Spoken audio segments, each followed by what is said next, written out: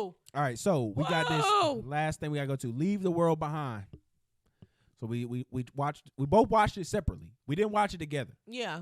I watched it by myself first. She watched it with me a little bit, and I fell asleep halfway through. Like he does through all of the things that we watch together. That's not all the things. You just want to watch it late. Continue. So let's give a brief synopsis of the late movie. Late be 8 p.m. Let's give a brief synopsis of the movie. So basically what's going on is written off of a book. It's based off of a book that was written in 2020. Man from Bangladesh, Ra Lalam, I think that's his name was. He wrote the book called Leave the World Behind. It's about a woman and her family who go out to the woods. They want to kind of, enjoy nature, things of that nature. They rent an Airbnb. And during that time with the Airbnb, the world ends. Mm-hmm. A lot of crazy stuff happens, and the homeowners come back during one of the homeowners stuff. They're during trying to convince them that all this stuff is going on. They don't believe the homeowners, but the homeowners know more than they lead it on because he actually does business with people in the government. Yeah. So a lot of people have just been talking about it. The biggest thing that's been people been pointing out is the fact that the Obamas helped executive produce it. And they've been saying that the Obamas used information that they got from, Barack Obama specifically used information that he got from his presidency to executive produce this movie to warn us about this, that, and the other. I don't think that specifically is the case because this movie would not have come out if it was like some top secret information. Question. So your algorithm portrayed it to you like a warning? Because mine portrayed it like what's called predictive programming. Did you see any of that language? No. So that was what was my algorithm was like, this is something that they want you to take heed. See, mine was what they kept giving the predictive programming narrative, like, oh, they're trying to tell us because what did I send you earlier today about the Teslas having a software program issue? Yeah. That they all need to recall.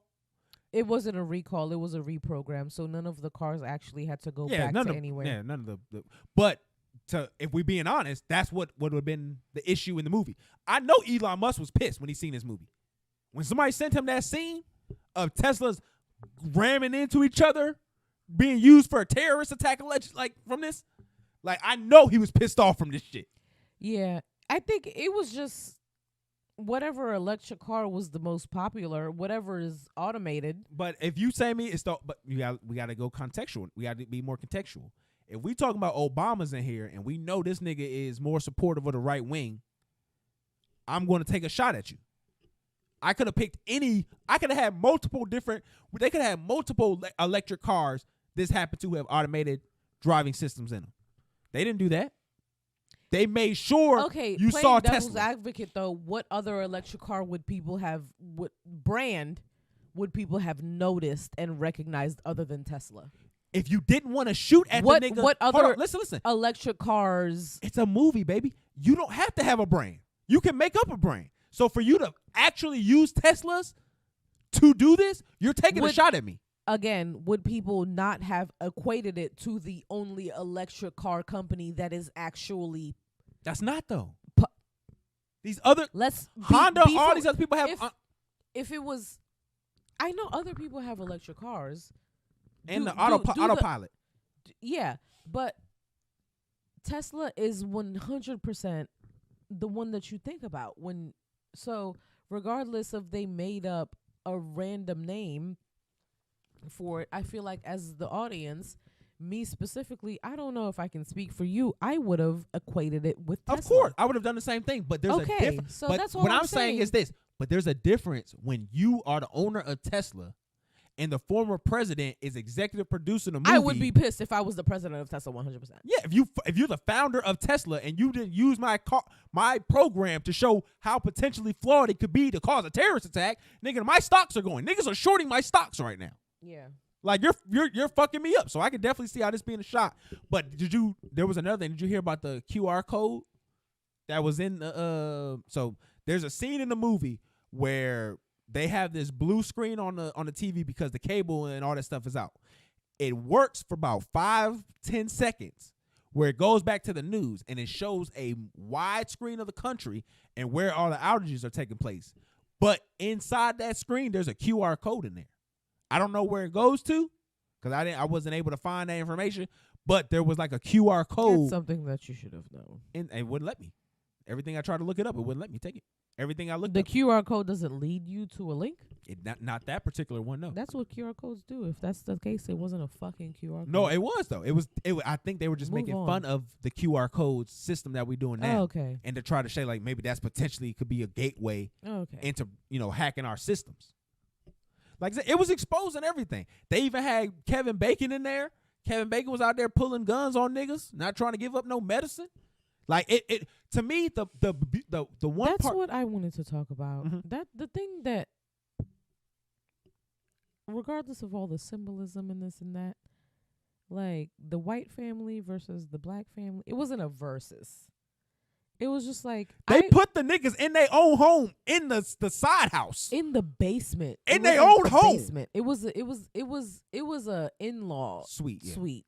Like, are you fucking kidding me? And then his daughter the whole time was like, "We're sleeping in the guest house of our own home. Why do you think that that's normal?" And then specifically when they went to Kevin Bacon's house, was like, "These aren't regular times. You have to take care of yours." And I was like, this black man specifically is going out of his way to not take care of his. He was taking care of his. The thing about this is what I'm gonna tell you this. Baby. The only thing he had to give a fuck about was his little girl. No, it's not. As soon as That's the problem. Let me explain this. as soon as he pulled up and that weekend was over and their time was done, get in your car, get the fuck out of this house. And that's where you have the problem. That is a problem. But then that still would have been a problem because they all should have listened. They should have all followed that little girl. Listen, the issue is the fact that you have there, the idea that you have right there is problematic. The fact that the world is going down and you think the most important thing is to push people away is wrong. That is the wrong idea. That's the fact that we've been conditioned and programmed incorrectly. In a situation like that, you should be wanting people around you because you need people to protect you. There was the son got sick from the tick or something like that. You need to protect him because that's a man. That's somebody who can fight and protect for what you got going on. He's gonna die. It don't matter. The fact that he's And then dying, he that's was one. useless, Listen. and then that's one less person useless for you, And then not for he- anybody else. Cause people to go out, split up. We don't even know what happened to these people. Like How'd you feel about the ending?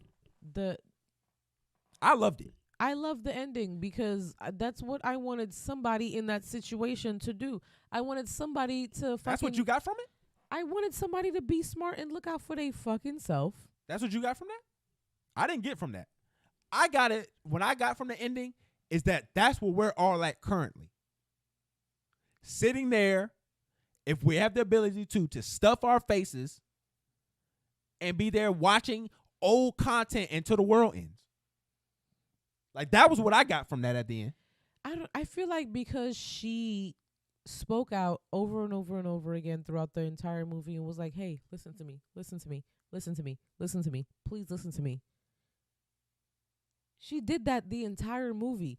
There were so many situations where she could have led her family and the other family to that bunker and everyone would have been okay, and they weren't.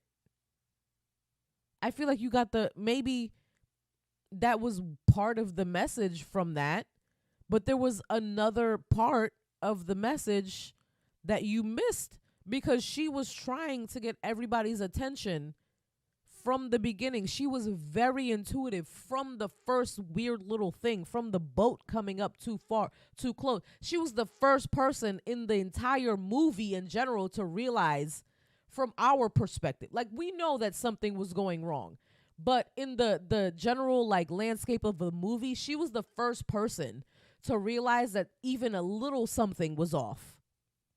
When the boat was coming up, she was like, "That's a little bit too close." She was the only, and everyone disregarded her. She was the only person. That was part of her brother. So said it to him. I feel like you missed probably that part of like whatever that messaging was with her character specifically.